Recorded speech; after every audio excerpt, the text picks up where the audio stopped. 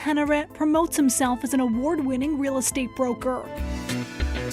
Salim Hanomansing says he's a top private mortgage lender in Toronto, and a third man, Saeed Abtahi, is listed online as his VP. They're businessmen in Canada, but the U.S. says they're fugitives, facing felony charges for allegedly conspiring to help Iran's regime evade American sanctions. This is a classic example of where Canada is now a safe haven. They aren't accused of violating Canadian laws, but the U.S. alleges the men were part of a scheme for more than 15 years, disguising more than $750 million worth of transactions on behalf of Iran's regime, including using a front company to secretly buy 2 oil tankers for Tehran. Says to me, look, they're directly linked to the Iranian regime.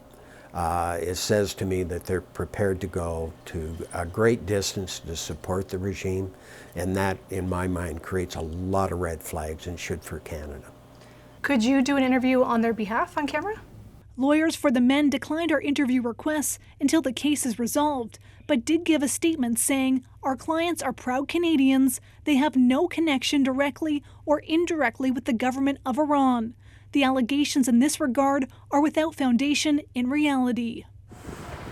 A currency exchange business that's now closed at this Toronto plaza was allegedly part of the scheme. CBC News has learned 3 other companies now operating here, not named in the indictment, are also tied to Salim Hanomansing, including private lending firms that list Abtahi as an executive.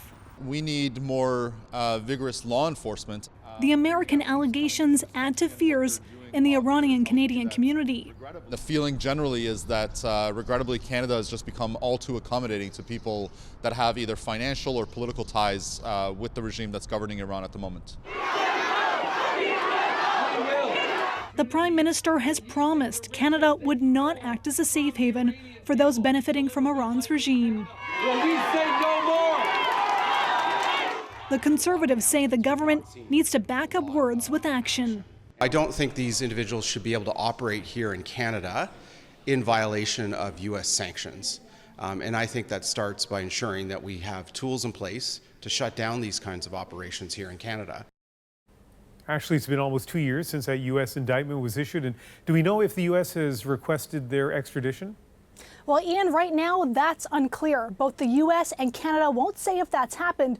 That kind of state-to-state communication would remain confidential unless it goes to court. Extradition requests can take years. Canada's Justice Department tells us there are currently no extradition proceedings tied to these men. Thanks, Ashley.